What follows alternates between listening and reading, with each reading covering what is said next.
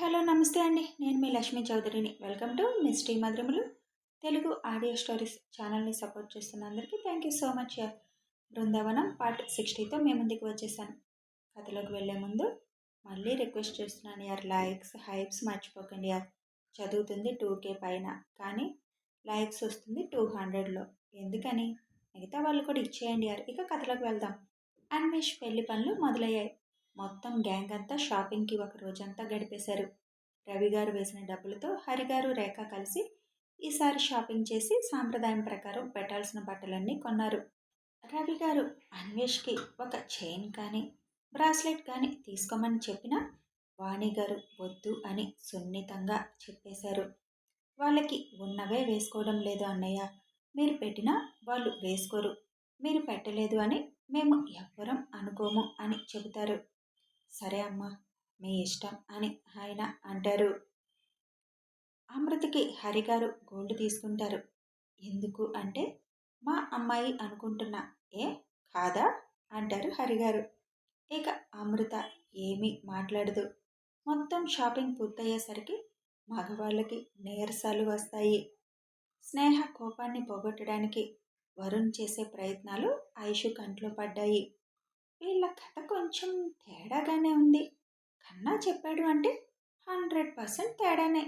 ఇంకా ఎక్కువ ఫోకస్ పెట్టాలి అని కొంచెం దూరంగా స్నేహ, వరుణ్, వర్షిత్ మాట్లాడుకుంటుంటే చూస్తూ అనుకుంటుంది ఐషు.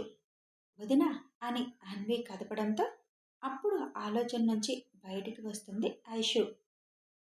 ఏంటన్వి అని అడుగుతుంది. ఏం ఆలోచిస్తున్నావు? ఏం లేదు. మరి ఎన్నిసార్లు పిలిచాను? అలా ఏదో చిన్న ఆలోచన, చెప్పు ఎందుకు పిలిచావు? ఈసారి ఎలా ఉంది అని ఒకసారి తీసి అడుగుతుంది అన్వి. బాగుంది, కానీ నీకు ఈ కలర్లో ఎక్కువే ఉన్నాయి కదా అంటుంది ఐషు. నాకు కాదు, అమృత వదినికి. తనకైతే బాగుంటుంది, కానీ ఇప్పుడు ఎందుకు నువ్వు తీసుకోవడం? అదా, అత్తయ్య తీసుకోమని చెప్పారు. ఇద్దరికి వ్రతంలో కూర్చున్నప్పుడు బట్టలు పెడుదువు, ఆడపిల్ల కదా అని అన్నారు అని అంటుంది అన్వి. తీసుకో, తనకి బాగానే ఉంటుంది అని అంటుంది ఐషు. ఉదయం 11కి వెళ్ళిన గ్యాంగ్ రాత్రి 8కి ముగించుకొని ఇంటికి చేరుకుంటారు. శివ్ అన్వేష్ని తీసుకొని వెళ్ళి కార్డ్స్ సెలెక్ట్ చేసి అన్వేష్ని షాప్ దగ్గర డ్రాప్ చేసి తను ఆఫీస్కి వచ్చేస్తాడు. ఈసారి పిల్లలు మేము రాము అనడంతో ఎవరినీ తీసుకువెళ్ళలేదు. శ్రీ కూడా నా వల్ల కాదు అని ఇంట్లో ఉండిపోయింది. శ్రీకి 5వ నెల రావడంతో అమృత కూడా వచ్చాక వెంటనే శ్రీమంతం చేయాలి అని అనుకున్నారు బృందావనం సభ్యులు. ఆఫీస్ నుంచి రాగానే శివ్, ఆయు, ఆషి, ఆశ్రు, మైరా ఉండడంతో అందరినీ తీసుకొని ప్లేజోనికి వెళ్ళాడు. ఐషు వచ్చేసరికి ఎవరూ కనిపించకపోవడంతో శివ్కి కాల్ చేస్తుంది. శివ్ ఫోన్ కట్ చేసి వస్తున్నాను అని మెసేజ్ చేస్తాడు. పిల్లల్ని తీసుకొని కిందకి వస్తాడు. మనం వెళ్ళకపోవడం మంచిదయ్యింది నాన్న, లేకపోతే మనం కూడా వాళ్ళలాగే నీరసంగా ఉండేవాళ్ళం అంటాడు ఆయు. ఏంటి అందరూ అంత నీరసంగా ఉన్నారు అని అడుగుతుంది ఆషి. ఏముంది, ఈ ఆడవాళ్ళతో షాపింగ్కి వెళ్ళకూడదు బంగారు, ఎప్పుడు తీసుకువెళ్ళారు, ఎప్పుడు వచ్చారు చూడు అంటారు నరసింహ నీరసంగా. తాతూ, నేను కూడా ఆడపిల్లని, నువ్వు అది గుర్తుంచుకోవాలి అని అంటుంది ఆషి. ఓహ్, మర్చిపోయా బంగారు, కానీ నువ్వు ఇంతసేపు చేయవు కదా అని అంటారు నరసింహ. ఎస్ తాతూ, నేను వీళ్ళు అందరిలాగా గంటలు చెయ్యను అని అంటుంది ఆషి కళ్ళు తిప్పుతూ. ఓయ్, ఆ టైం వస్తే అందరూ అలాగే చేస్తారు అని అంటుంది అన్వి. అసలు పెళ్ళంటే ఎందుకు షాపింగ్ చేయాలి, మన దగ్గరున్నవి వేసుకోకూడదా అని అడుగుతాడు ఆయు. కరెక్ట్గా అడిగేవాయు. పెళ్లి కొడుక్కి పెళ్లి కూతురికి అంటే కొత్త బట్టల మీద కూర్చోబెట్టాలి కాబట్టి కొనాలి. అందరికీ ఎందుకో అర్థం కాలేదు నాకు కూడా అంటాడు వర్షిత్. పూర్వం నుంచి వస్తున్న సాంప్రదాయం అంతే, ఇక దానిని ఎవరూ మార్చలేము అని అంటుంది విజయ. అదేమీ కాదు పిల్లలు, పూర్వం ఒక్కరు సంపాదించడం, మొత్తం కుటుంబం వాళ్ళ మీద ఆధారపడటం జరిగేది. అందుకే ఎక్కువ బట్టలు కొనడం అదేమీ చేసేవారు కాదు.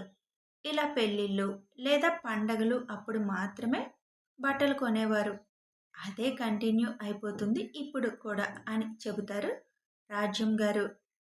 హో అని అంటారు పిల్లలందరూ. అందరూ ఇంకా అలిసిపోయి ఉండడంతో తొందరగా తినేసి పడుకుంటారు. ఆ రోజుకి అందరూ పడుకున్నాక వరుణ్ నెమ్మదిగా టెర్రస్ మీదకి వెళతాడు. అప్పటికే అక్కడ స్నేహ ఉంటుంది. స్నేహనే మెసేజ్ చేస్తుంది వరుణ్తో అర్జెంటుగా మాట్లాడాలి అని. ఏంటి కోతి, అర్జెంటుగా మాట్లాడాలి అన్నావు, ఇంకా ఏమైనా గెచ్చడానికి బ్యాలెన్స్ ఉందా అని అంటాడు వరుణ్ నవ్వుతూ. కానీ స్నేహ నవ్వకపోగా వరుణ్ణి వెంటనే హత్తుకుంటుంది. స్నేహ అలా చేసేసరికి ఏమైంది దీనికి అనుకుని, స్నేహ ఏమైందిరా అని ప్రేమగా అడుగుతాడు. భయం వేస్తుంది బావ, నన్ను నీకు దూరం చేస్తారు అని అంటుంది స్నేహ. ఎవరు, ఎందుకు చేస్తారు? అమ్మ బావ, అస్సలు ఇష్టం లేదు అమ్మకి. షాపింగ్ చేస్తున్నప్పుడు అమ్మ వాళ్ళ మాటలు విన్నాను. ఏమని మాట్లాడారు? నాన్నని ఎవరో అడిగారంట, మీ అమ్మాయికి బావులున్నారు కదా, ఇంకా బయట సంబంధాలు ఎందుకు, వాళ్ళల్లో ఎవరో ఒకరికి చెయ్యొచ్చు కదా అని అడిగారంట. అదే మాట అమ్మతో అంటే అమ్మ అలా అవ్వదు అని చెప్పాల్సింది, పొరపాటును కూడా అలా అనుకోకూడదు మనం అని నాన్నతో అంటుంది. ఎందుకు అంటుంది తెలియదు బావా, కానీ అమ్మకి ఇష్టం లేదు, భయం వేస్తుంది, ఒప్పుకోదేమో అని అంటుంది స్నేహ. స్నేహ కళ్ళు తుడుస్తూ, పిచ్చి దానికి అంత భయపడుతున్నావా, అత్త ఎవరైనా ఏమైనా అనుకుంటారేమో అని అలా అనుకొని ఉండొచ్చు, సమయం వచ్చినప్పుడు మాట్లాడదాము. అందులో అత్త ఫస్ట్ నుంచి ఇక్కడికి ఒక ఆడపడుచులాగా వచ్చి తను చేయాల్సినవి చేస్తుంది తప్ప ఎప్పుడు ఏమీ ఆశించదు కదా. ఒకవేళ నిన్ను ఈ ఇంటి కోడలుగా చేస్తే ఎవరైనా తప్పు పడతారేమో అని భయం ఏమో అత్తకి. అన్నయ్య మాట్లాడితే అత్త భయాలన్నీ ఎగిరిపోతాయి, అంతేకాని నువ్విలా ఏడిస్తే ఎలా అని అంటాడు వరుణ్. ఏమో బావా, నాన్న ఏదో సంబంధం గురించి కూడా అమ్మకి చెబుతున్నారు, ఇక్కడి నుంచి వెళ్ళగానే మాట్లాడాలి అంటున్నారు, ఏం జరుగుతుంది తెలియడం లేదు బావా. ఏమీ భయం అక్కర్లేదు, అంత అవసరమైతే నేను శివ్ అన్నయ్యకి చెప్పేస్తాను, ఆల్రెడీ మన గురించి తెలిసే ఉంటుంది అన్నయ్యకి. మనం చెబుతాము అని ఆగడమో లేదా ఇంకా టైం ఉందని తెలియనట్టు ఉండడమో చేస్తున్నారు. అన్వేష్ అన్నయ్య ఇష్టపడ్డాడు అని అమృత వదిన కోసం సెర్చ్ చేశారు, అలాంటిది మనిద్దరం ఒకరిని ఒకరు ఇష్టపడుతున్నాం, అన్నయ్య అసలు ఊరుకుంటాడా? పిచ్చి పిచ్చి భయాలు పెట్టుకోకుండా ప్రశాంతంగా ఉండు. ఏమో బాబు, నీకు ఆ అమృతక్క చెల్లెలు లైన్ వేస్తుంది, నువ్వు తనకి పడిపోతే అంటుంది స్నేహ. నీ ఏం మాట్లాడుతున్నావే, ఆ బోండానికి నేనెందుకు పడతాను, ఎలా కనిపిస్తున్నాను నీకు నేను అని చిరుకోపంగా అడుగుతాడు వరుణ్. ఏమో ఎవరికి తెలుసు, ముద్దుగా బొద్దుగా ఉంది అని పడితే అంటుంది. బొద్దుగా ఉంది, ముద్దుగా లేదు, అయినా ఈ బృందావనంలోకి కోడలుగా వచ్చే అర్హత ఆ బోండానికి లేదులే అంటాడు వరుణ్.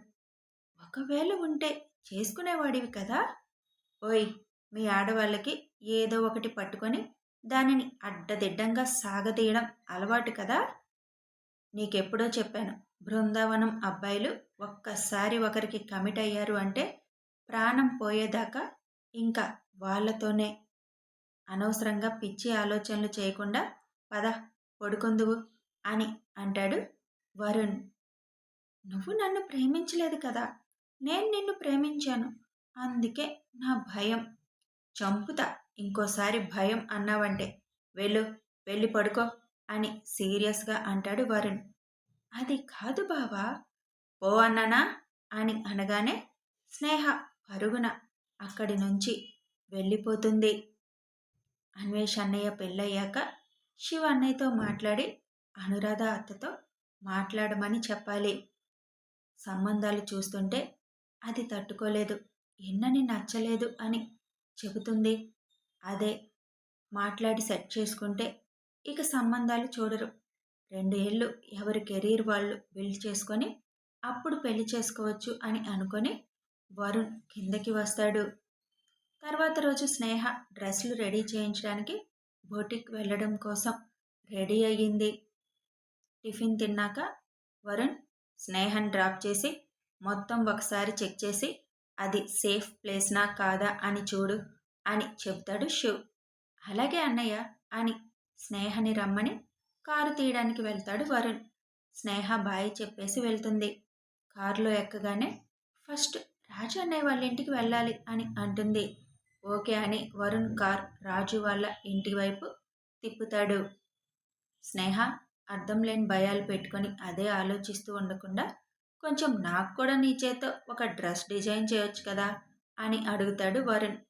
నేను అమ్మాయిల డ్రెస్సులు చేస్తాను, వేసుకుంటానంటే చెప్పు, చేసిస్తాను అని అంటుంది స్నేహ. నీకు బాగా ఎక్కువైంది. నాకు అమ్మాయిల డ్రెస్ చేసిస్తావా రాక్షసి? ఒక షర్ట్ ఏదన్నా డిజైన్ చేయొచ్చు కదా, లేదా సెలెక్ట్ చేసి ఉండొచ్చు కదా. నిన్న నువ్వు నా డ్రెస్ సెలెక్ట్ చేస్తావు అని అనుకున్నాను, కానీ ఏమీ పట్టనట్టు దూరంగా ఉన్నావు. అందరూ ఉన్నారని నేను ఇంకేమీ అనలేదు. సారీ బావా, నిన్న అమ్మా నాన్న మాటలు విని కొద్దిగా మూడౌట్ అయ్యా. అర్థమైందిలే స్నేహ. అన్వేష్ అన్నయ్య పెళ్ళయ్యాక నేను అన్నయ్యతో మాట్లాడతానులే. నువ్వింకా ఆ విషయం ఆలోచించకుండా ఈ మూమెంట్ ఎంజాయ్ చేయి. ఓకే బావా అని అంటుంది. రాజు వాళ్ళ ఇల్లు రావడంతో సుజన మెజర్మెంట్స్ కూడా తీసుకొని స్నేహ చెప్పిన బొటిక్కి వెళ్తారు. అక్కడ చెక్ చేసి మొత్తం అంతా బాగానే ఉండడంతో ఏదన్నా అవసరమైతే ఫోన్ చేయమని చెప్పి బయటికి వస్తాడు వరుణ్. దూరంగా నుంచొని చూస్తున్న సెక్యూరిటీకి కళ్ళతోనే చూసుకోమని చెప్పి అక్కడి నుంచి వెళ్ళిపోతాడు వరుణ్.